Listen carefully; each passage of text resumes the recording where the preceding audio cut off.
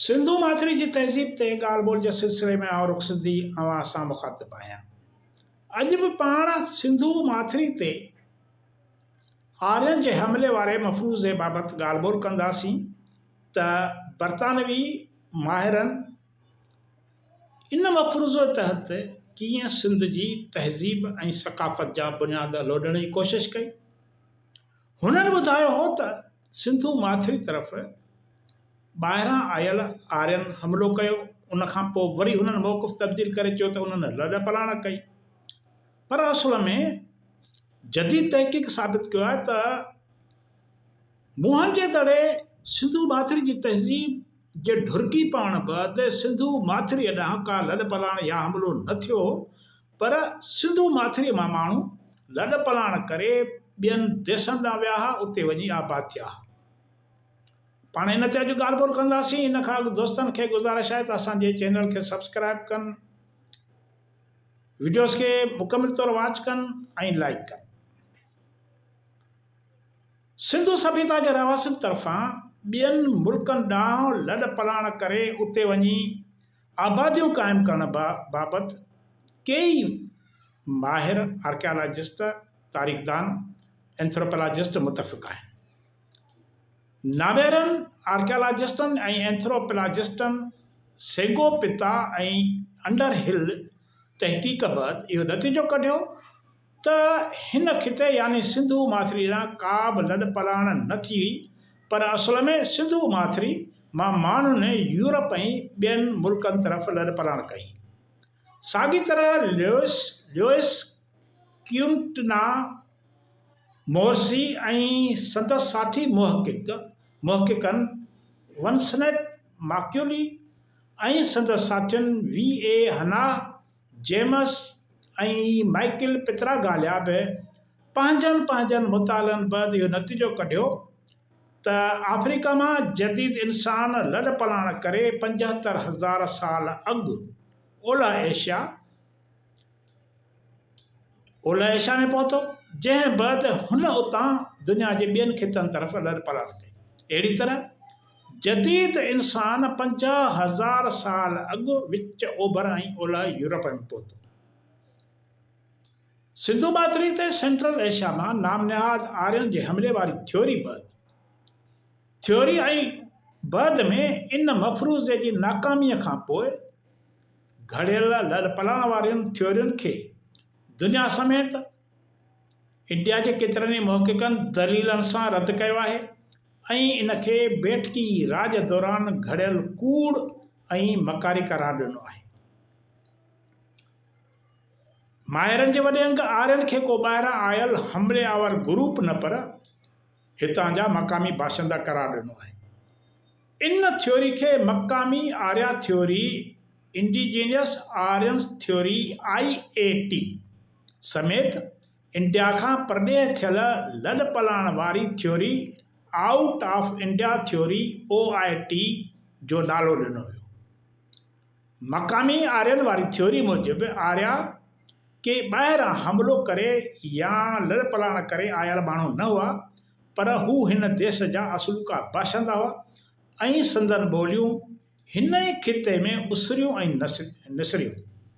मक़ामी आर्या थ्योरी जे माहिरनि मूजिबि सिंधु तहज़ीब दरावड़ियुनि जी तहज़ीब न, पर वैदिक तहज़ीब हुई। आर्यन जे मक़ामी हुजण वारी थ्योरी जा हामी माहिर पंहिंजे दलीलनि जे हक़ में आर्कियालॉजी ऐं सक़ाफ़ती तसलसल जा सबूत ॾियनि था। इन सां गॾु संदनि इहो बि दलील आहे त इंडिया जे क़दीम मज़हबी किताबनि पुराण, महाभारत ऐं रामायण में जिन बादशाहनि जो ज़िक्र मौजूदु आहे, इहे आर्यन जे हमले या लड़ पलाण बाबति ॾिनल तारीख़ुनि खां हज़ारें साल पुराणा आहिनि, जिन खे कुझु ॿाहिरि वरी किसा ऐं कहाणियूं मैथोलॉजी करार ॾेई रद्द कनि था। बहरहाल इहो अलॻि बहस आहे, पाण हिन ते अलॻि ॻाल्हि ॿोल कंदासीं। असुल में छा त इंडिया जी रियासत हरियाणा जे ज़िले फ़तेहाबाद में बहिराणा जो क़दीम माॻु अॼु खां 9,000 साल आॻाटो आहे। सिंधु सभ्यता जो इंतिहाई क़दीम माॻु बहिराणा सरस्वती नदीअ जे किनारे ते 7,000 क़िबल मसीह में आबाद हुयो। आर्कियालॉजी जे माहिर सारकर मूजिब सरस्वती नदी जे किनारनि ते सिंधु सभ्यता जे शुरूआती दौर जा माग मिलिया आहिनि। 5000 क़िबल मसीह में मौसमी तब्दीलियुनि यानी बरसातूं घटिजी वञण सबबि सरस्वती नदी आहिस्ते आहिस्ते पंहिंजो वहिकिरो घटाइण लॻी ऐं 1500 क़िबल मसीह ताईं हीअ नदी मुकमल तौर सुकी पंहिंजो वहिकिरो विझाए वेठी। मौसमी तब्दीलियुनि सबबि सिंधु सभ्यता आहिस्ते आहिस्ते पंहिंजो शहरी ओज विञाइण लॻी, जंहिं बद हिमालय जबलनि जी पसगिरदाई समेत जमुना नदी जे माथिरी गुजरात ऐं राजस्थान में नंढियूं नंढियूं आबादियूं उसरण लॻियूं। कैनेडा जे नामियारे आर्कियालॉजिस्ट विम बोर्सबॉम मूजिब मौजूदा बलोचिस्तान जे उभरंदे हिसे वारनि माथिरियुनि मां शिकार ऐं पोखीराईअ ते गुज़र सफ़र कंदड़ माण्हुनि जे टोलनि सुप्ता सिंधु माथिरी तरफ़ लॾ पलाण कई। हिननि माण्हुनि सुप्ता सिंधु माथिरीअ में पोखीराई करणु शुरू कई। इन करे खेनि आर्या यानी ज़मीन खेड़ींदड़ ऐं पोखीराई कंदड़ सॾियो वियो ऐं संदन खिते खे आर्यन जो खितो या ज़मीन करार ॾिनो वियो। या विम बोर्सबम जी थ्योरी आहे। महरगढ़ में रहंदड़ ही माण्हू तहज़ीब जा इब्तिदाई ॾाका उते तय करण बैदि सुप्ता सिंधु माथिरीअ में शानदार शहरी तहज़ीब जो हिसो बणिजी विया। विम बोर्सबम मूजिब 1850 क़िबल मसीह में आर्या लफ़्ज़ इज़्ज़तदार ज़मीन रखंदड़ या पोखीराई कंदड़ तौरु इस्तेमालु कयो वेंदो हो। महरगढ़ वारो खितो इन दौर में ज़रई ज़रखेज़ी जे हवाले सां मशहूरु हो।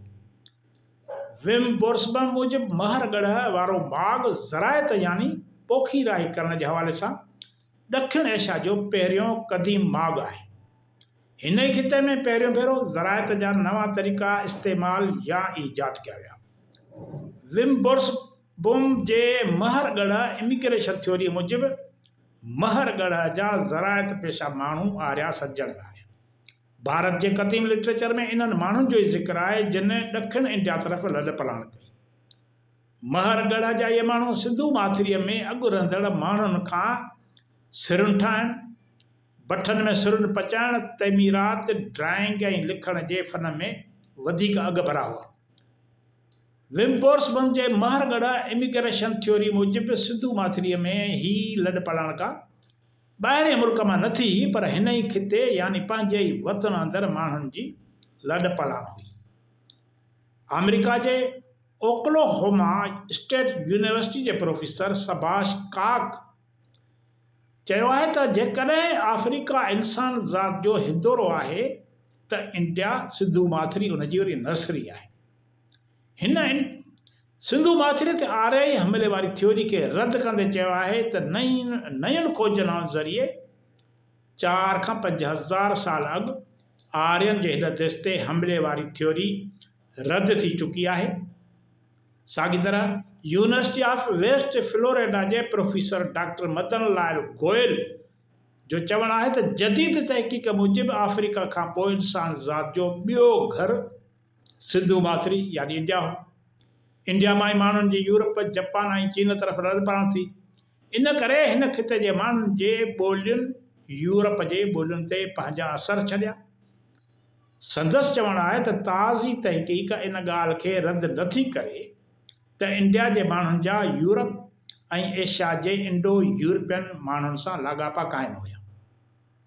इंडिया खां मेडिटेरियन समुंड बहर रूम ताईं हिकु बेल्ट क़ाइमु हो जंहिंजा माण्हू हिक ॿिए सां लाॻापियल ज़बानूं ॻाल्हाईंदा हुया जिनखे इंडो यूरोपियन ज़बानूं ॿोलियूं करार ॾिनो पियो वञे। डॉक्टर मदन लाल गोयल मूजिब इंडो यूरोपियन ज़बानुनि वारे ख़ानदान में संस्कृत सभ खां वधीक क़दीम ज़बान आहे।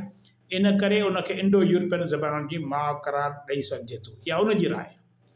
क़दीम दौर जे मुख़्तलिफ़ तहज़ीबुनि विच में हिकु जहिड़ाई मिलणु जीअं क़दीम मिस्र जी तहज़ीब, इराक जी तहज़ीब ऐं सिंधु सभ्यता जे क़दीम आगर में मिलियल सामान, लिखतुनि ऐं घरनि जी अॾावत में मुशाबत, इन ॻाल्हि जा वधीक पुख़्ता दलील आॾो आंदा त क़दीम दौर में हिकु हंध खां ॿिए हंधि लॾ पलाड़ूं थींदियूं रहियूं। कई क़बीला ऐं बिरादरियूं मौसमी फेरियुनि गेरियुनि जे करे हिकु हंध खां ॿिए हंधि लॾ पलाण करे वञी आबाद थींदियूं रहियूं।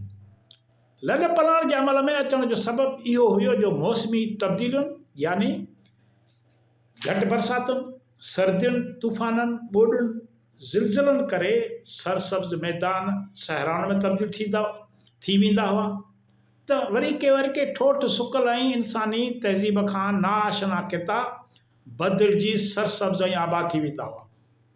अहिड़ी तरह मौसमी फेरियुनि गेरियुनि खां सवाइ लॾ पलाण आबादीअ जे वाध करे बि अमल में ईंदी हुई। सिंधु माथिरी मां जेका लॾ पलाण थी ऐं हितां जा माण्हू क़दीम दौर में ॿियनि खितनि में वञी आबाद थिया, उन जे पोयां बि इहे अमल कार फरमा हुया। इंसानी तारीख़ जा केतिरा ई माहिर इन ॻाल्हि सां हमख़्याल आहिनि। हिकु माहिर फिरगोसन आहे, उहो थो चवे त सिंध मां सिंधु नदीअ रस्ते ज़ातियुनि पुठियां ज़ातियूं ऐं बेशुमार माण्हू ॿाहिरि विया आहिनि जिन तहज़ीब जो फहिलाउ कयो आहे। दुनिया जे घणनि क़दीम क़ौमुनि जी तहज़ीब ऐं तमदन, ॿोली ऐं कल्चर में सिंधु माथिरी जे प्रोटो सिंधी ॿोली ऐं कल्चर जी छाप मिलणु इन ॻाल्हि जी साबिती आहे त हज़ारे साल अॻु जॾहिं सिंध धरतीअ ते इंसानी अवसर ऐं तहज़ीब जी इब्तिदा थी त हितां जा माण्हू काफ़िलनि जे सूरत में ख़ुश्की तोड़े समुंड रस्ते दुनिया में फैलिजण लॻा। हू पंहिंजे ॿेड़ियुनि ऐं घोराबनि में चढ़ी नयुनि इंसानी आबादियुनि खां ख़ाली तोड़े तहज़ीब जे इब्तिदाई मरहलनि में सफ़र कंदड़ इंसानी आबादियुनि ताईं वञी निकिता। हीअ लॾ पलाण सिंधु माथिरीअ मां उन वक़्तु थियणु लॻी जॾहिं मोहनजोदड़ो, हड़ापा, चाहूअ जो दड़ो, लोथल, कोटड़ी जी पंहिंजी तहज़ीब जे आला मंज़िल ते रसियल हुआ। त इन करे जदीद सबूतनि सां साबित थियो आहे त सिंधु सभ्यता जे दौर में ॿाहिरां माण्हुनि जी लॾ पलाण हेॾां न थी, पर हितां सिंधु माथिरीअ मां माण्हू ॿाहिरि विया, उते वापार ख़ातिर विया, नयूं आबादियूं क़ाइमु करण लाइ विया, या हिकिड़ी नई ज़मीन नवां चरागाह हासिलु करण लाइ विया। बहरहाल इन ते सभु दुनिया जा माहिर मुतफ़िक़ आहिनि त 1400 क़िबल मसीह में या 1500 क़िबल मसीह में इन दौर में सिंधु माथिरी तरफ़ न त को आर्यन जो हमलो थियो हो, न वरी आर्यन का लॾ पलाण करे हिते अची आबाद थिया हुया। अव्हां जी वॾी वॾी महिरबानी। ईंदड़ वीडियो ताईं इजाज़त ॾींदुसि।